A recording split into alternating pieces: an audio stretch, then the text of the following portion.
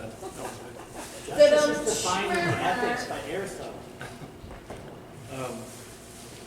Well, this is intensely short and practical. And from a perspective of not only law, but the Catholic faith. But, so I'm just going to go through this. And that document in front of you, I'm just going to cover that. So justice is a huge subject matter that can spread across a lot of discussion. But the fundamental concept of justice is natural, of natural origin. It's understood to all of us because you see the argument not only in the courtrooms, but in conversations around the dinner table and around social gatherings, and most certainly in politics and in the halls of government. So it is not simply a Christian concept. It is given to us by nature, and just as the other cardinal virtues of prudence and fortitude and temperance. Prudence is often said to be the queen of the virtues, at least of those among those. But justice itself is what is necessary for the operation of human society. And ultimately, though, God is justice of himself. And so it's kind of a reflection of who he is. So Black's Law Dictionary defines justice as to do justice, to see justice done, to summon one to justice, or also the constant and perpetual disposition of legal matters as disputes to render every man his due. That's probably a mid-17th century definition given by Blackstone.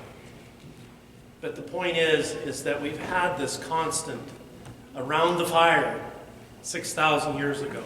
I can guarantee you men and women understood the concept, at least theoretically, at least they understood the need for fairness among the relationship of each other, and therefore justice was an aspect. One of the key sources of the concept of justice in the world is in Romans 13. And let's see here if I can turn to Corinthians 13 and then Romans. And it reads, let every man be subject to the governing authorities, for there is no authority except from God, and those that exist have been instituted by God. Therefore, he who resists the authorities resists what God has appointed, and those who resist will incur judgment. For rulers are not a terror to good conduct, but to bad. Would you have no fear of him who is in authority? Then do what is good, and you will receive his approval. For he is God's servant for your good. But if you do wrong, be afraid, for he does not bear the sword in vain. He is the servant of God to execute his wrath on the wrongdoer. Therefore, one must be subject, not only to avoid God's wrath, but also for the sake of conscience. For the same reason, you also pay taxes, for the authorities are ministers of God. Attend to this very thing. Pay all of them their dues. Taxes to whom taxes are due, revenue to whom revenue is due, respect to whom respect is due, honor to whom honor is due. St. Paul has packed so much in the four corners of this paragraph that it's very difficult to avoid some of the realities of it. But one of the things that Venerable Praxedes, I don't know quite you say her name, when she talked about obedience and following God's law, this is clearly one of the admonitions here. And for some reason, I've been seeing this a lot in the last week in various readings, certainly in the Liturgy of the Hours, with regard to how to take evil and make it work for what is good. And the obedience that we owe to authorities and how it can be converted to good is a really good study, I think, for anyone to take on. But when we see the kind of rebellion that we see within the world and within the church, we have to look at it very carefully. And what is rebellion? Do we give? One of the things that St. Paul says, if you notice the last line, pay all of them their dues, taxes to whom taxes are due, revenue to whom revenue is due, respect to whom respect is due, and honor to whom honor is due.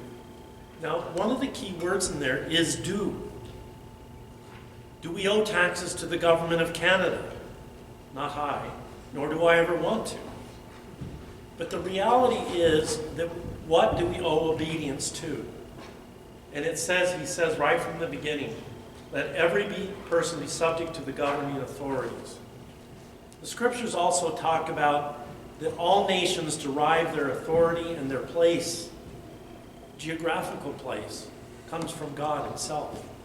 So we have to be aware of lawful authority, that meaning that law has been, their ability to enforce the law has been granted to them.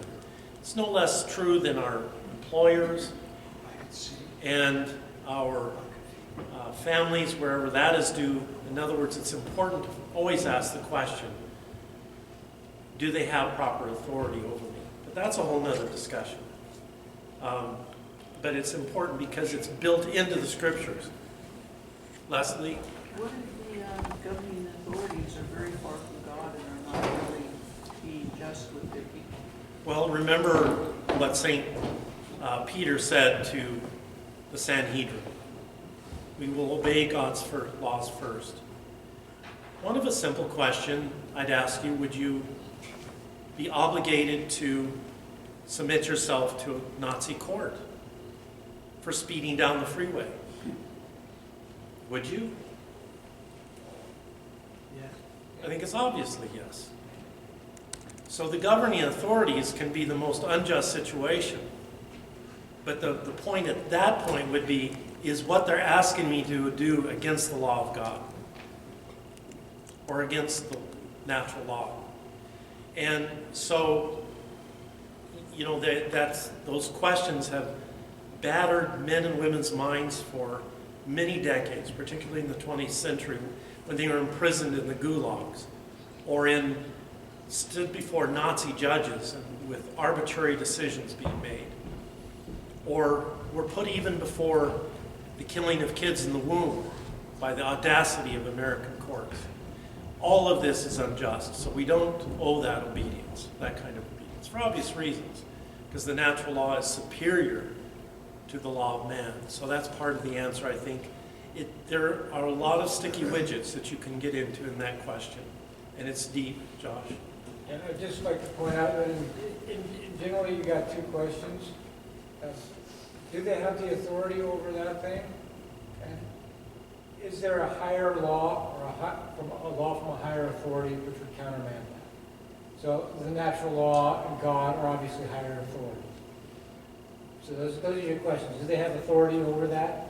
And is there a higher law that would countermand that? Because if there isn't and they have authority over it, you obey it.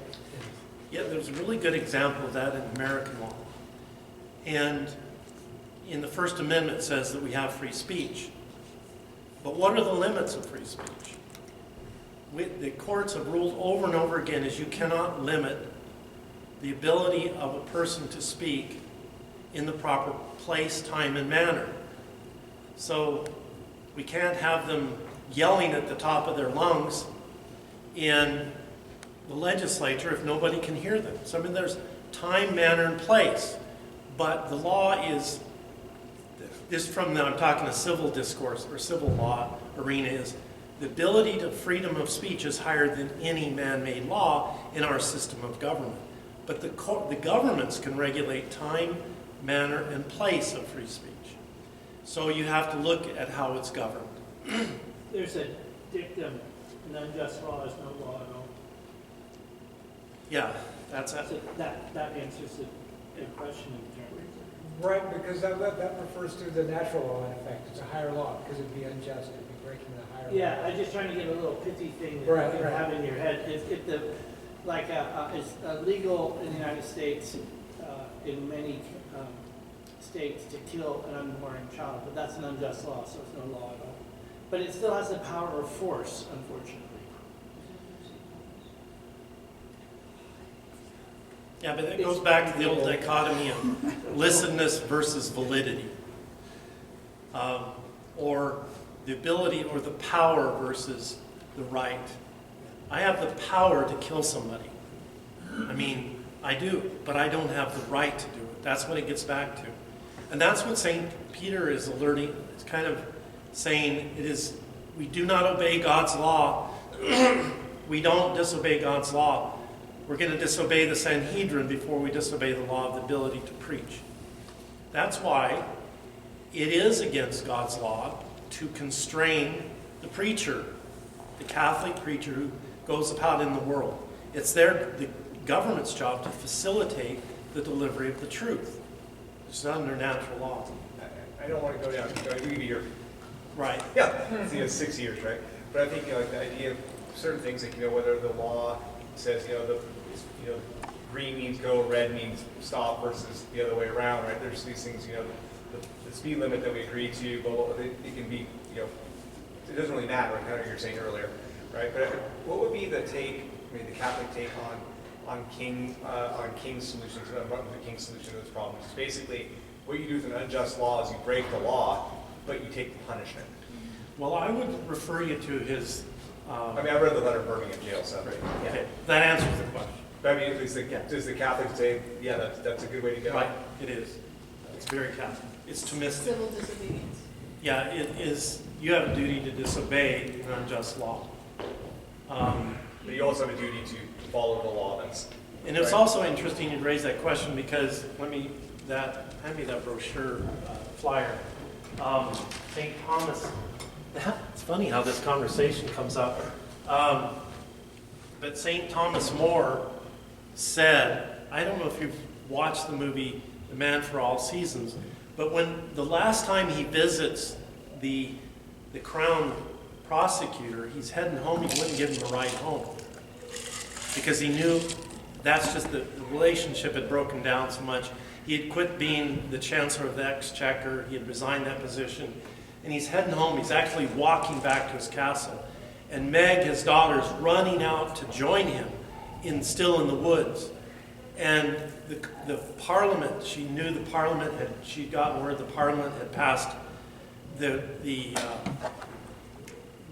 vow act, which somebody had to take a vow adherence to the Crown's ability to rule the church.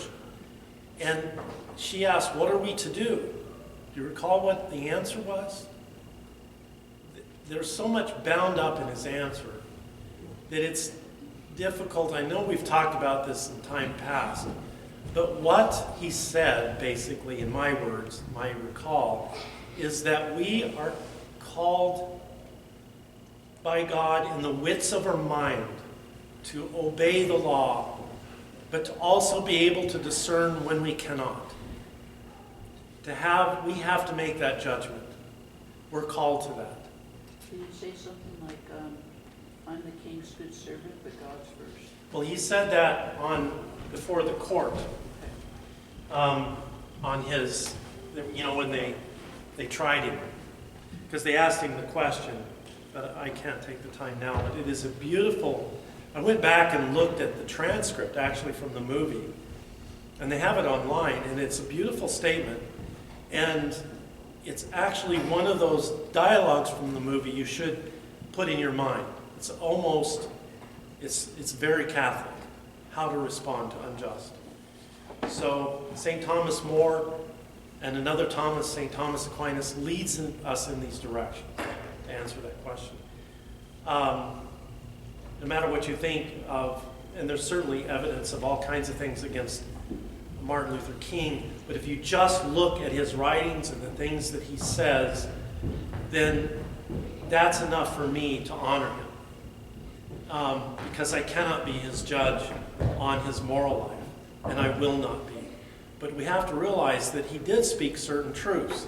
In the Birmingham jail, it's a very Thomistic discourse in that, and I urge you to read it. It's not that long of a letter, but in there he gets into the differences between a just law and an unjust law. And one of the things that he talked about is that when an unjust law, I don't remember the exact term, but when an unjust law impacts a man's soul and humiliates him to the point where he cannot recover, this is unjust. And of that, of course, we know from those days that you couldn't even walk into, you being a black man or woman, could not even walk into a restaurant and sit down, which is, in our mind and in my mind too, utterly ridiculous. But anyway, back to the term justice and stuff. These are the concepts of natural justice. St. Paul is talking about a kind of form of natural justice that derives from government. Government, remember, the legislature, does the legislature make the law with regard to murder? Anybody? The law in regards to murder? Does it create the law with regard to the offense of murder? I mean, What's like, the consequences? there is a law. No. Because God created it. God created that law. We understand it through the natural law, use of natural law and reason. So what does the legislature do? It adopts this law.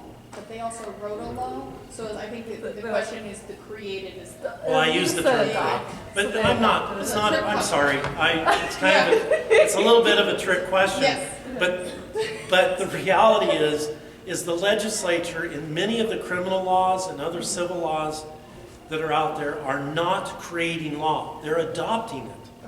Okay, that's Okay. the That makes terminology. sense. They're Ratifying. creating So I was legal- like, but there is a law, so Yeah, somebody. they're constructing wrote it in our a law. legal structure to That affirm created it. something that was already Right. there. And it's kind of a ratification of the natural law. And so my point is to get to natural law or natural justice. And natural justice is a term used by the American founders. And its roots are in common law and understanding of due process. Now, due process, I don't want to get too complicated, but actually it's really simple. Every defendant has the right to hear the charges against him or her and has a right to be heard in front of an impartial judge, to be weighed. That's due process, very simple. Notice and right to be heard.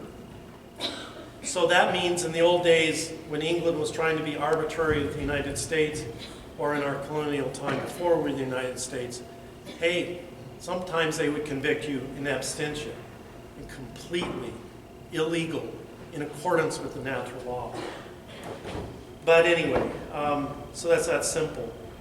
And it's important to understand that natural justice has a close relationship with universal moral principles. And that gets back to the concept of adopting, ratifying, or otherwise putting natural law into man's civil code. Cicero called justice one of the cardinal virtues alongside wisdom, courage, and temperance.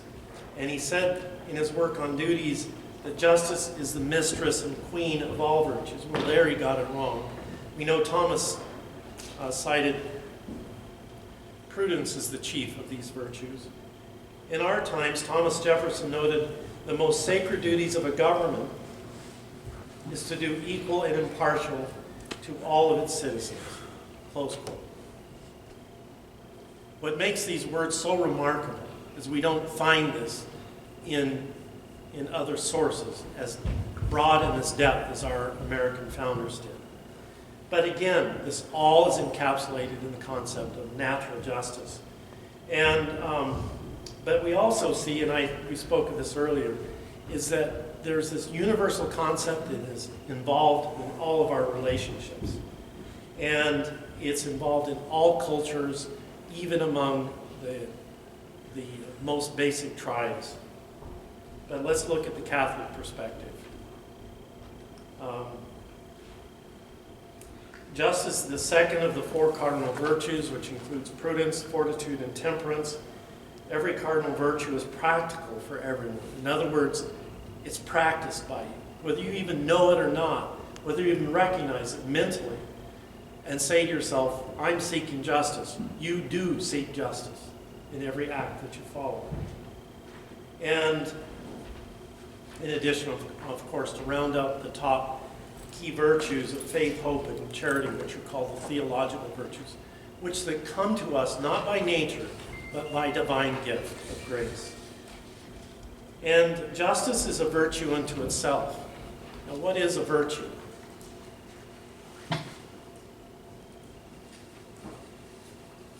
Anybody? A good habit. It's a disposition to do something correct. Right, a disposition. And then you do it correctly. Yeah. Obviously, a vice is the opposite. It's just a kind of a bad habit. In other words, justice, like other virtues, can be developed and perfected. Justice is described by the Catholic Church in its catechism as the moral virtue that consists in the constant and firm will to give their due to God and neighbor. Justice toward God is the virtue of religion. Justice towards men dispose one to respect the rights of each and to establish a human relationships that harmonize, that promotes equity with regard to persons and to the common good. So justice is something that creates a relationship with others, recognize when things are due, and we give it back to them where necessary. And St. Paul said, with regard to the slave-master relationship, masters, treat your slaves justly and fairly, knowing that you also have a master in heaven. Even the admonition of treating others, regardless of their relationship with you, correctly. If anything is more demanding to the human conscience, is to treat those of a lesser occupation, role, purpose, with greater respect than those that are higher than you.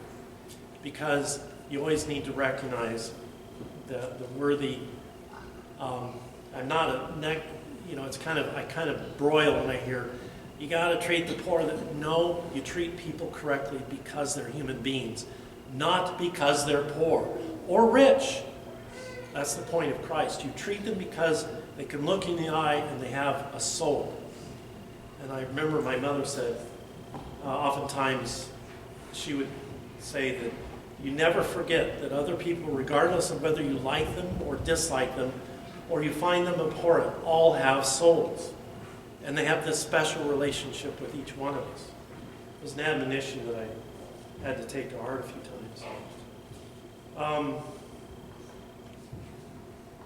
The instrument, one of the things that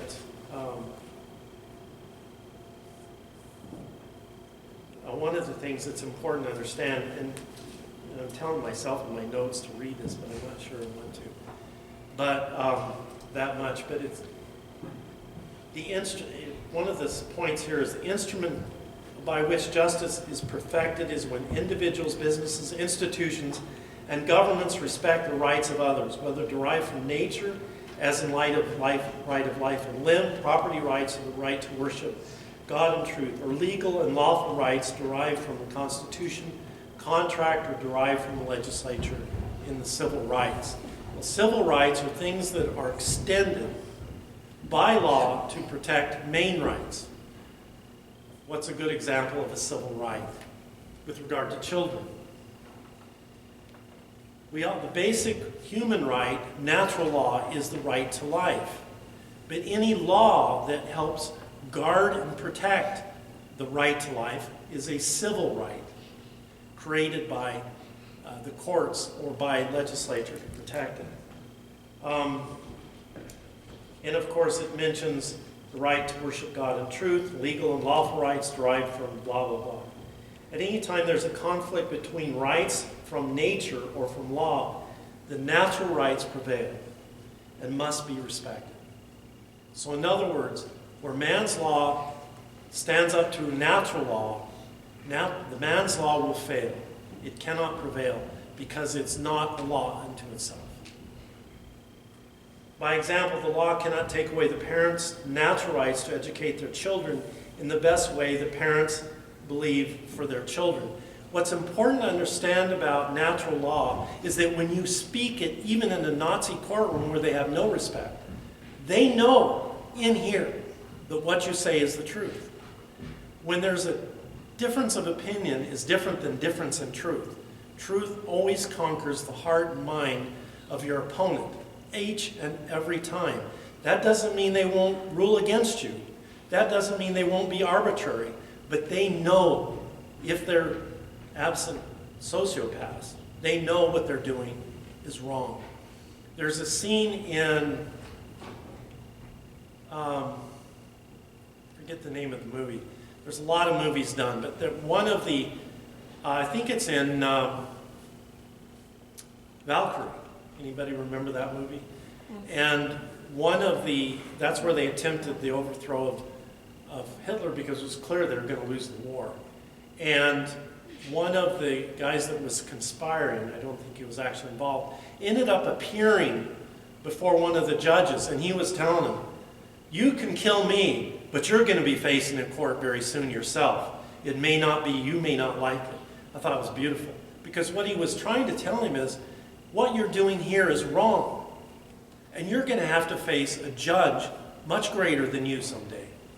And he knew it. Of course, the camera hones in on the Nazi judge, and he kind of, takes it back a little bit. And so one of the things that law cannot grant rights to one person in violation of the natural law. It's just simply, especially at the expense of another right or a person.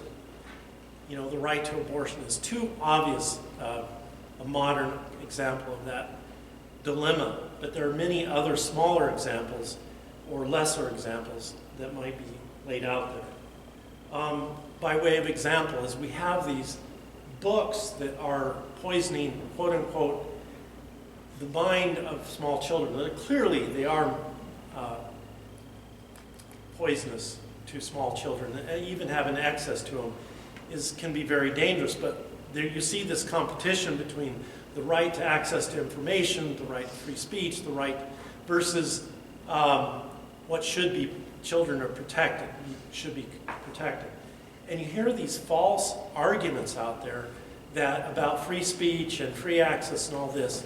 And when it's just a simple right that the parents, the government should respond to the parents concerned immediately and put these books away so they're not accessible, maybe even destroy them under some people's opinions. But the point is, when parents come out and say, don't do this to my children, there's nothing less than a duty to adhere to that. Yeah, I'd just like to point out that Leo the 13th is very clear in Libertas that a lot of these things that we consider rights aren't absolute rights, and that they have they're effectively limited by morality. So you don't have a right to do evil, and that seems to be very clear in his teaching in Libertas. So Very clear. That's very good. Thank you. And that's a really good example of something I think that should be obvious. Justice has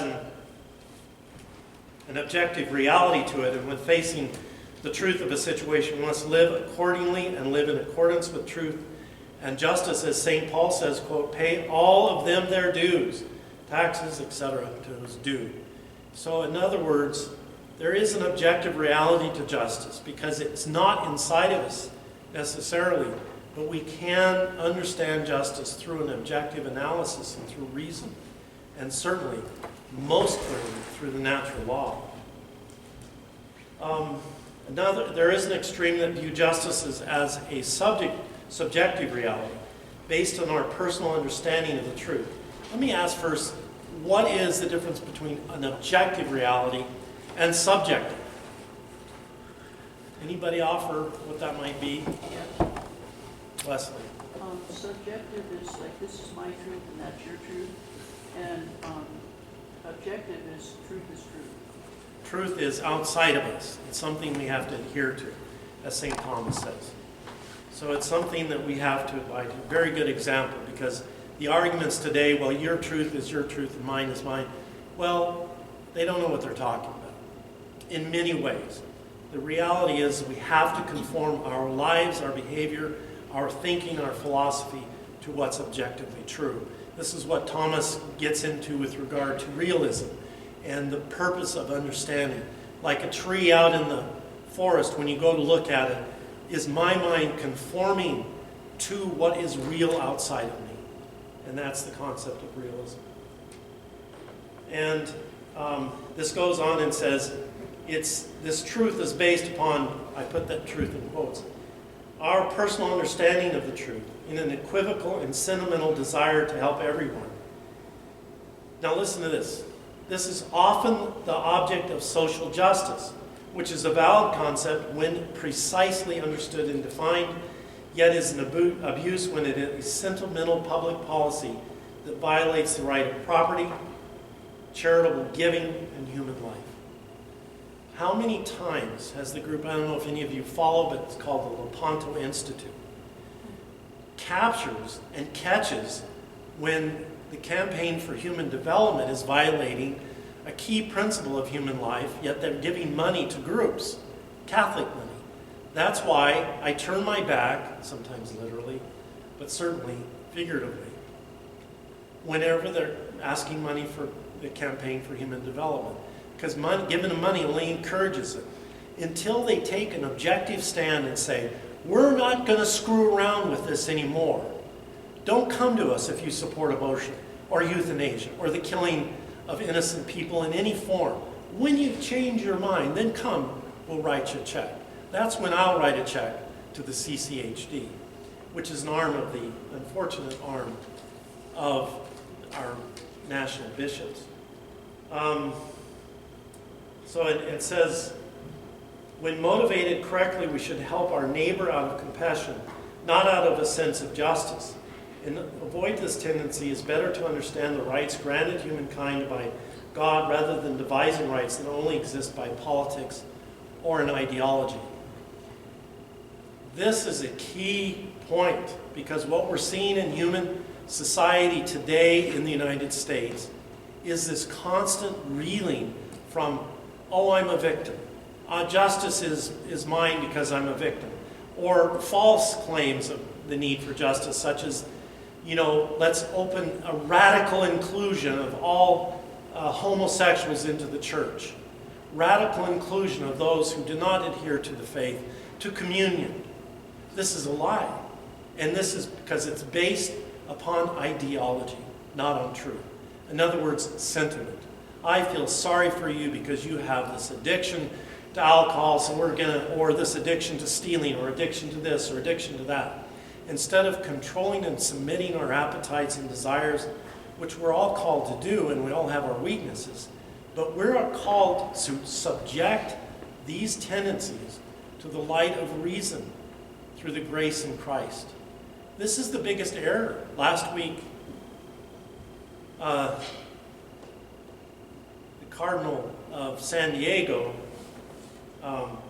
gave this big, long speech about radical inclusion of these factors into the Catholic Church at Mass and at the communion rail, figurative in some churches. But the reality is that his whole talk is based upon sentiment, not the truth of the Catholic faith. And it's almost like, and I watched part of his speech and I was like, wanted to take out the violin and just play it. Because at the end of the day, that's what it was grounded on. False understanding of what the truth is. St. Thomas describes justice as a cardinal virtue and as a habit whereby man renders to each man his due by a constant and perpetual will. In other words, we give to others what is due them, be it a phone bill or whatever. We pay our way. Or if we owe somebody something in the sphere of religion or in the sphere of thanksgiving, we need to give it. Justice is related to the law in that a person who is virtuous in justice, law comes from reason, and along with justice, urges human action and good works towards others. Justice is key. Truth is key to justice. And you have to understand these points in order to live in human society. It's when they begin to break the law or commit fraud is when everything starts to break down. And it creates a very terrible society. And that's what's happening to us. And we need to wake up and realize that. In the end, the goal of justice is rightness, not righteousness, although that's an objective too. But right, what is right, which is an objective of justice. When justice serves rightness, it creates harmony and peace in the world. When we appoint judges that are based upon a theology or a philosophy or based upon an ideology rather than qualifications, then we create a very dangerous sphere. We need to appoint judges that are qualified, that understand the law.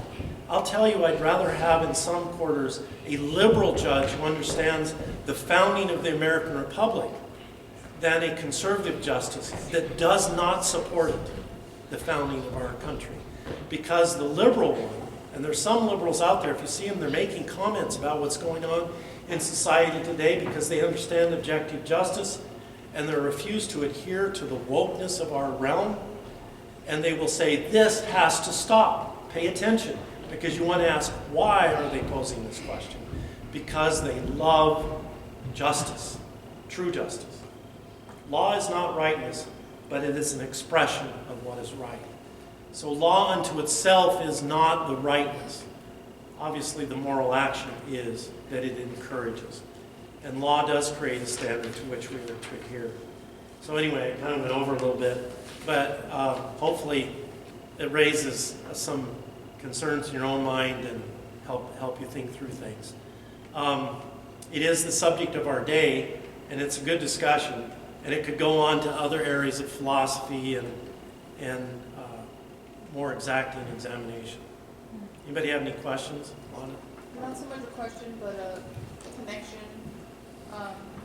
The extreme of the sentimental desire, like the sentimental and enthusiasm in like activism and ideology, compared to the constant perpetual will. So it's like not an emotion. It's the act of rightly doing versus an emotional situation. So Right. I just want to compare those, the difference between the two perspectives in what you presented.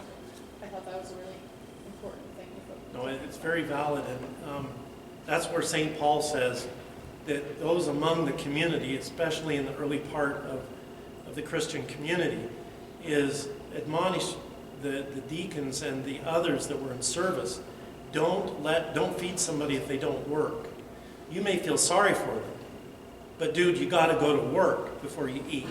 And that's in the natural realm of justice. And what do? We are providing people today, all they have to do is walk across the border and they get a check. It's unjust. Abe? So in your paragraph on social justice, there is a sentence that says we should help our neighbor out of compassion. So that seems to be advocating for there is a place for emotional, sentimental response of helping your neighbor. Yeah, because compassion is not necessarily an emotion. Well, it's utterly an emotion in one way, but it's what motivates you to do that is what's key. Is it justice that motivates you to do that? So if justice motivates you to do it, then you do it in a manner that takes into consideration their interest. If it's an ideology that motivates you to be compassionate and then acts according to an ideology, well, then you're going to feed them, you're going to house them. There's nothing they need to do. You provide everything for them. And then they don't do any work for themselves. So I guess compassion is, you're right, it is an emotion, but it's underneath that is what is the motivation behind that and the cause for your action, which I think has to be grounded on justice. So in the next sentence, it says that we need to understand the difference between rights granted by God versus rights that exist in ideology, like you're saying. So, for example, is the right to eat or be taken care of when you're sick, is that granted by God or is that an ideological right? It's ideological. because the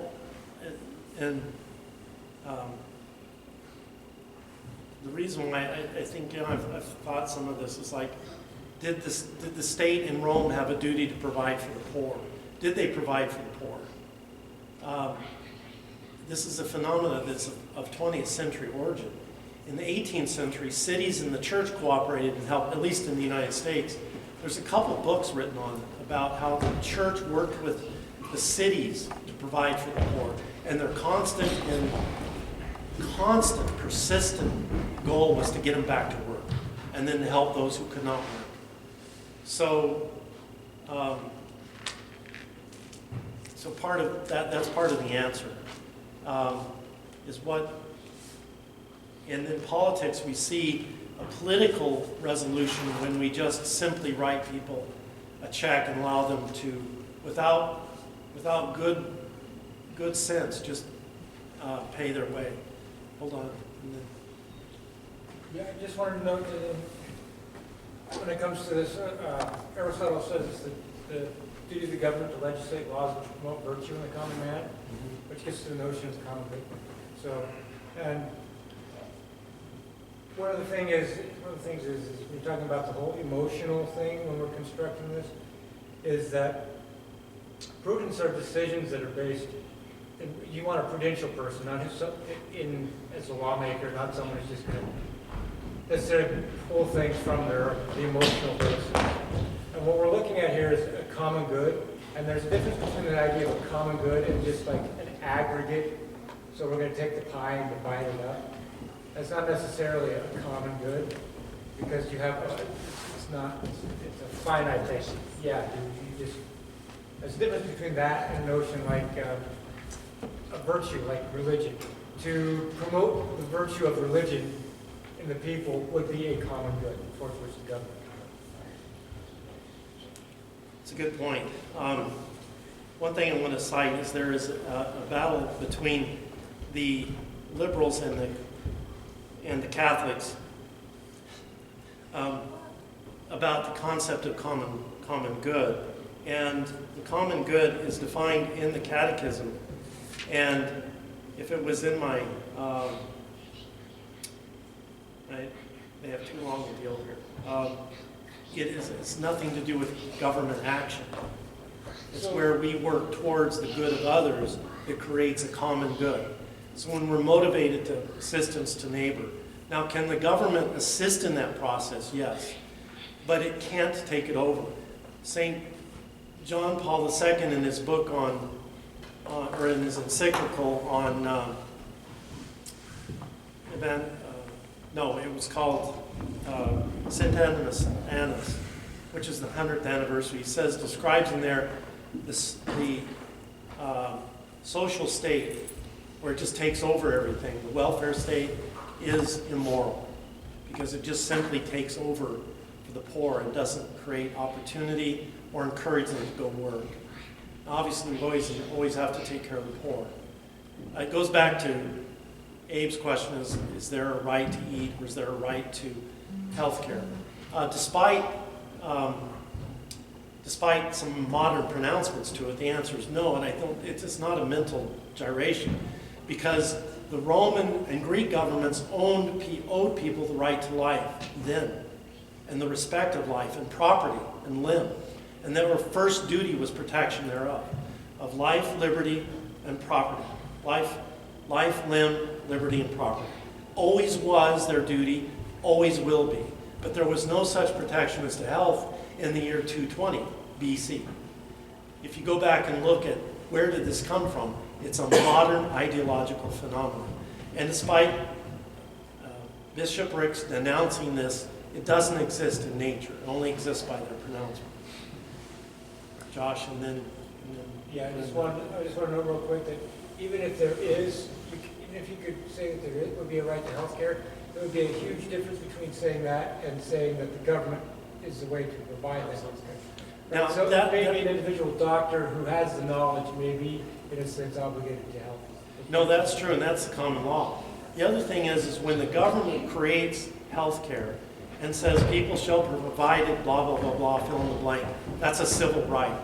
Not by nature, but by man's law, which can be repealed. That's the distinction. It's a really good example, Fred. Yeah, so I don't have this completely figured out in my head, but it's funny, you can look back even to like FDR, like he didn't believe in the dole, right? He wanted people to work, the Civilian Conservation Corps being an example of that, right? But it's funny, talking about these things, this is not, angels dancing on the head of a pin type of stuff, right? This is real. I mean, I can tell you some of the practices.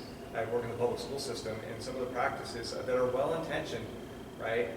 In terms of, let's say, for example, the rating practices that they're trying to do now, that are having, or will have, in my opinion, some pretty drastic long-term effects on student behavior, on student performance, and those have spillover effects. And I think kind of a similar type of thing has happened in, some of the big cities on the West Coast are the good examples of with homelessness, right?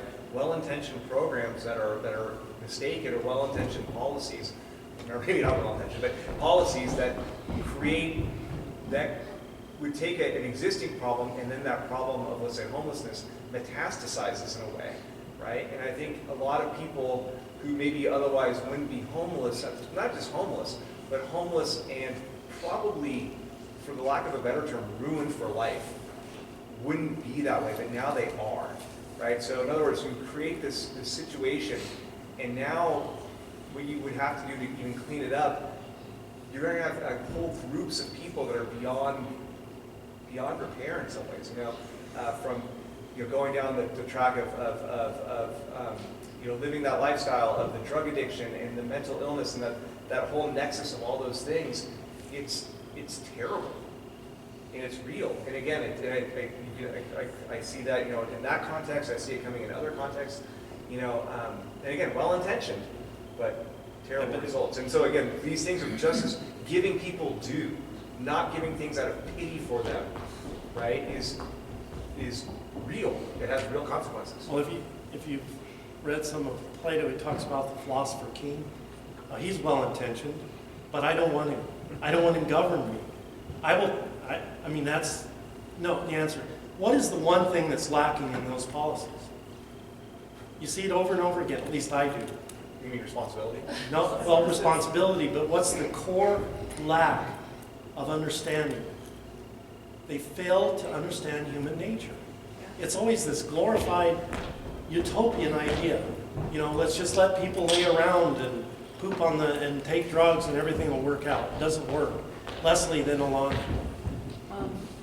Speaking from personal experience, I've read about this, but seeing my daughter go from a person who was working and productive and living in society and had goals and things, and seeing her through this long haul COVID be put on disability and locked at a certain amount. So if she does anything else that receives any money, what she receives each month is reduced. And then it's like a madness to try to get it put back, because usually if she gets anything, it's like only for that month. And then she has to go back and battle through and say, look, I don't have that anymore, and they don't want to change it. So it's like she's being driven more and more into poverty by supposedly being supported by the government. And if she wasn't living with us, I don't know where she would be homeless.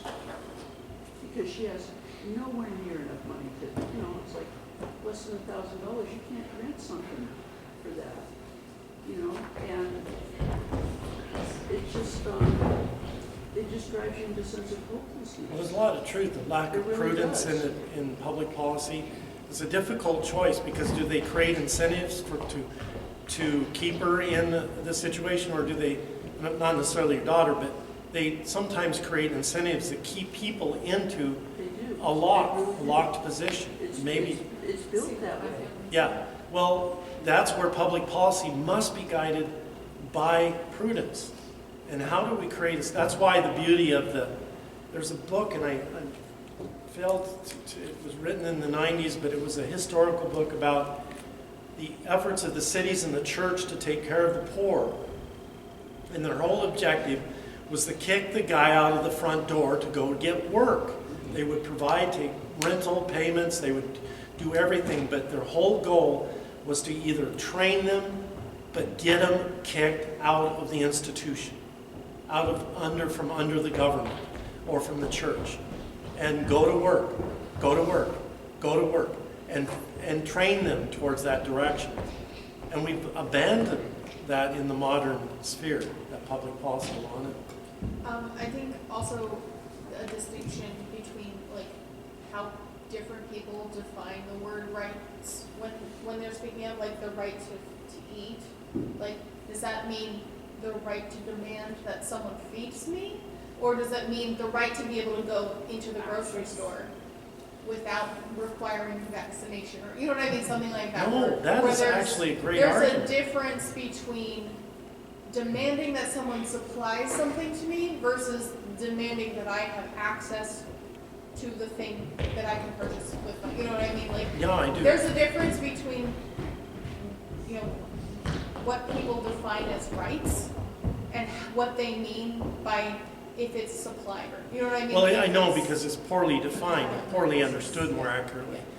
The reality is, there are a couple points, and it's a really great question, is that in the debate, so to speak, out in the social area, media, or wherever, is it constantly gets confused. You know, you see this argument, the Right to Life March, there are people across the street, 13, 14 people, we have the right to kill our kids. We have the right. Well, they don't have any such right. But they're making the argument, and then people listen to that and think, well, what does that mean? Well, the truth, the right is something that doesn't come from their demands.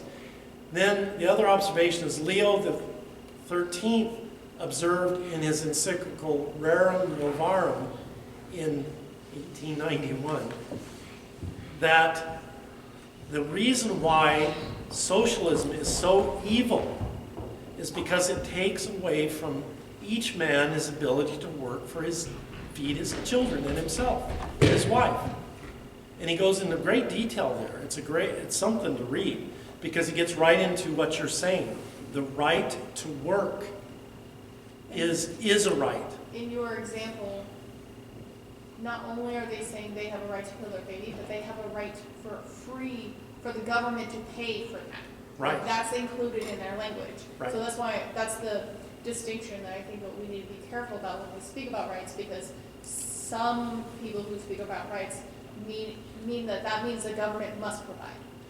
Yeah, Even though we have the right to bear arms, but the government must, they would disagree with the government providing us with arms. well, it's kind of the difference between negative justice and positive, or negative law and positive law. Why do you think the Ten Commandments are written in the negative? They aren't all. Hmm? They're not all written in the negative. No, the ones with regard to God are written in the affirmative. Parents. But why are they written in the negative? Alexander says to show punishment. Because it's about freedom. If you think about it a moment, God has given us, for lack of a better word, our lives are like a football field. But we can only stay within the 90 yards of life. But we cross this one section, we violate His law. But everything else is free. The law says don't do this, don't do that. But everything else is freedom. The law of the Ten Commandments is a law of freedom. I've read go ahead. There's a lot online too. There's comments is what she said. Oh, go ahead. Well, I know there's a lot here too. yeah. Josh, it's a good point. I just want to note with regard to what Alana was saying is the Catholic point of view is fairly well stated by Leo the 13th. Again, Libertas, he defines right as a moral power, and if you look in the Catholic dictionary, it's a moral power, and which means it's again circumscribed by the moral law, so the natural law, and because of that, you can't have a right to kill your kid. It doesn't make any sense. Because you can't have a right to do evil. Because it's circumscribed, because it's a moral power. And so any civil right granted by the government has to be in accord with that. It can't be an immoral right. It has to be in accord with the moral. We should turn to them, but one comment is the Nuremberg trials were grounded on natural law. By nature, you cannot treat people this way. They didn't have a constitution, they didn't have law. The government of Germany was gone, their code was dead, but they tried these men on the basis of natural understanding that were founded actually on American principles. Leslie? Yeah, the example you just used of the football field, a lot of us are listening to the Catechism in the Year, and Father Mike made the example of like if you had a playground and there's a cliff, if you put fences around it, okay, then the kids are happy, they can play, they know they're not going to fall off, right?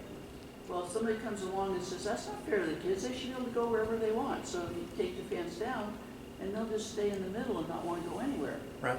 And so he applied that to dogmas. Well, and Okay, also the commandments. A lot of people Yeah. think that dogmas limit their freedom, but actually that's not true. They actually give them total freedom to do whatever between the That's why, like, good examples of it's all about relationships and doing things in a moral arena. You know, adultery, prohibition of adultery. It's not only is with regard to right relationship with your spouse, but it's also about keeping the village and the city happy. Because if everybody's bouncing around, then it creates incredible scandal and encourages crime. Did you have a... Yeah.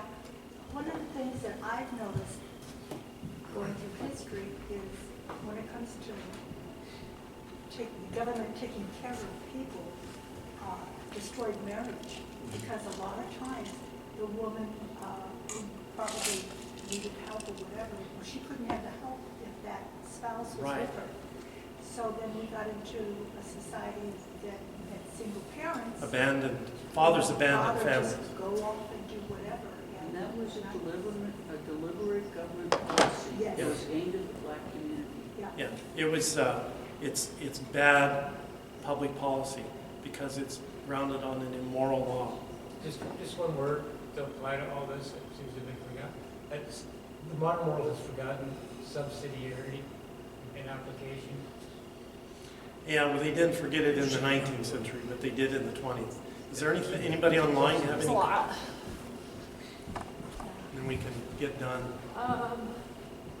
So let's start with Alexandra because she was talking about the Ten Commandments. Since we were just talking about that, she says in the parallel, while the Ten Commandments are written in the negative, could we say the Beatitudes are positive laws?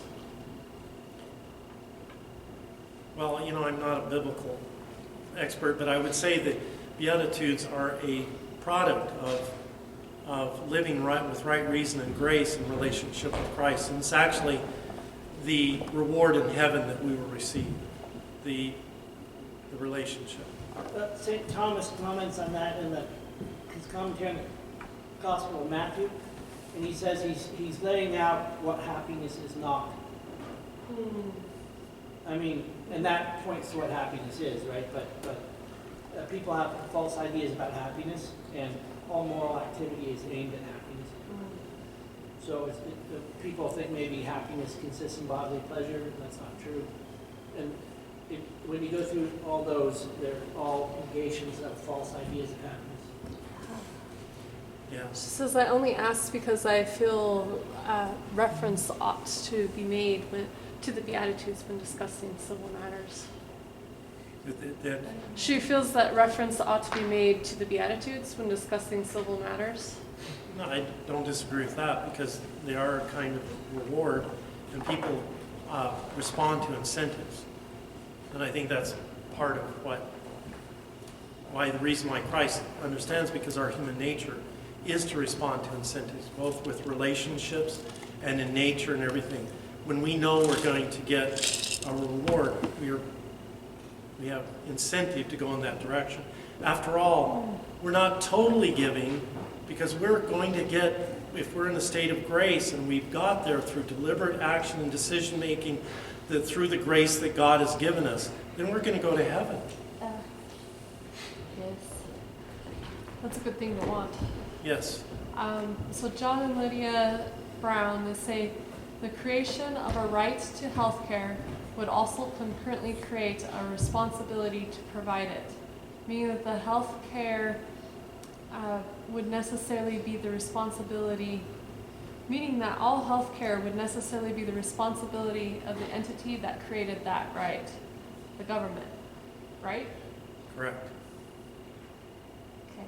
You can create the right through the civil law, but it has to then start to deal with limited resources and the world we live in, which has limited resources. So the question becomes, do we tax people to death to provide somebody with a tonsillectomy or other things?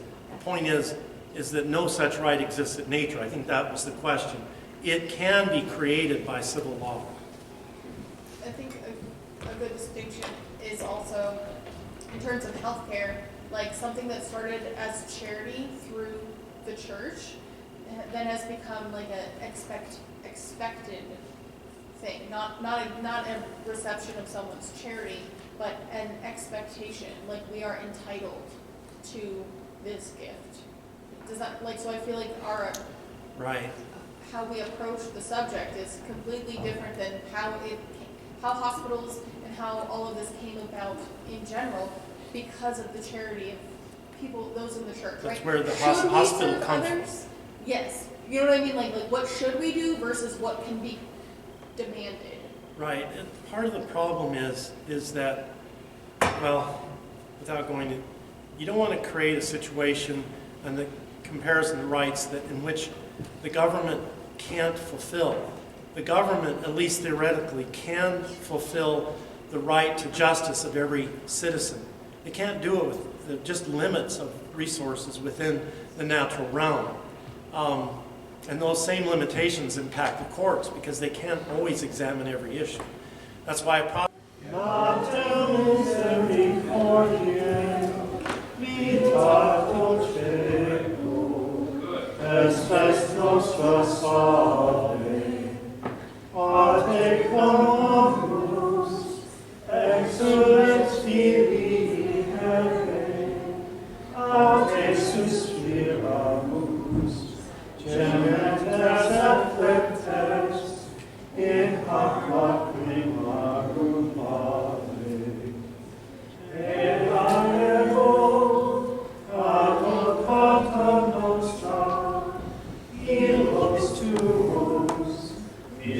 Misericordes